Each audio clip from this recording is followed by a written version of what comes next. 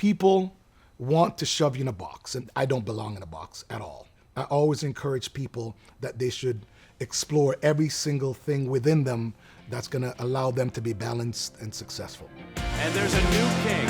Donovan Bailey at the Pan American Games. Donovan Bailey was the anchor to that gold medal performance at the Olympics. So many accolades on your Wikipedia. Now, author. Why now? Why was this the right time to tell your story via this platform? There's been many things written over the years, and I'm still very fortunate to be relevant. I think there were conversations that I was having as an athlete that the world wasn't ready for then, and so I was probably judged, at that time as whether or not the words were arrogant or overconfident or American or Jamaican Canadian. The world probably wasn't ready to have the conversations that I want to have then. It's 2023, and the world's also having a conversation about a lot of things that I went through in life. So I just think, why not? It's definitely the right time.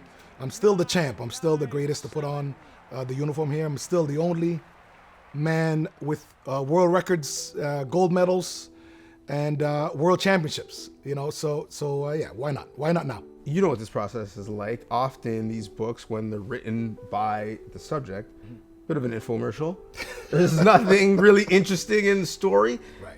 You're pretty honest. Right. You're pretty vulnerable. Why did you feel comfortable enough to be so direct in the book? You know what? I've always preached about being my authentic self. So I think I would be a hypocrite if I wrote a book and not put it all out there. So and there's probably more. There's probably more to go out there. I don't know if everyone's ready for everything, but definitely it's in this book where I can be vulnerable and I can speak about life. I can speak about the amazing upbringing that I had, the relationship I had with my mother. As a mama's boy, the great relationship I had with my father, which I think that we don't speak about that enough as black men. I don't think that, if I'm going to go there, I don't think that we speak about that enough, how important it is for the relationship between a boy and his dad and a boy and his mom.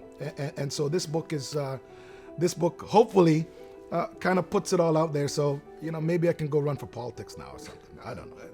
I don't know about that.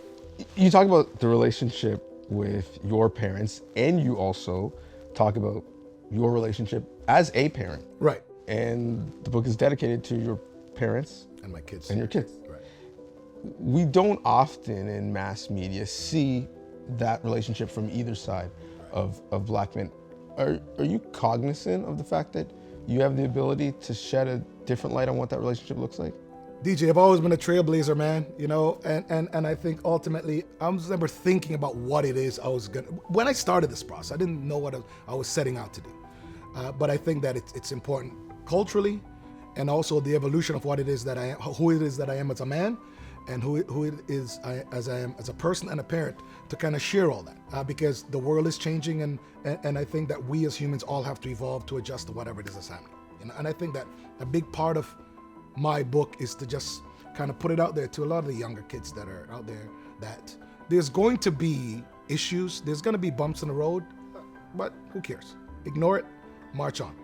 You've walked in many different types of rooms. You put your business career on pause to really chase your track dreams, and you talk about Bailey Inc. in the book. That business career has continued after your athletic career. When you walk in here through security, where you're dressed, people don't know if you're meeting with the board of governors or a broadcaster like me. Why was it important to show that side of yourself and that side of the accomplishments that you've had?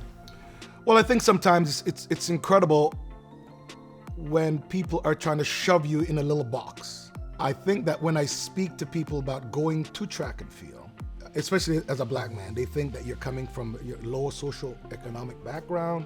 This is your way out. And I want to tell my story, because actually my story is very much like everybody else's. What you have, you grew up in a middle class community, you've got mom and dad, and they expect you to do really well in school. I like sports too. I want to share all of the things that I do and all the things that I do enjoy. Business was something that I loved before sports. Sports was something that I loved while I was doing it. I still enjoy business and sport and philanthropy and being a parent and all of those things today. Your story is not done. What are the next chapters of the influence that you want to have? Man, well, I would like this book to be a bestseller. Maybe another book or two, but I'm going to continue to utilize my platform. I'm going to continue to play it forward. I'm going to continue to motivate and inspire people, far and wide, anywhere around the globe. I mean, I don't know. I mean, there's always been talk of politics.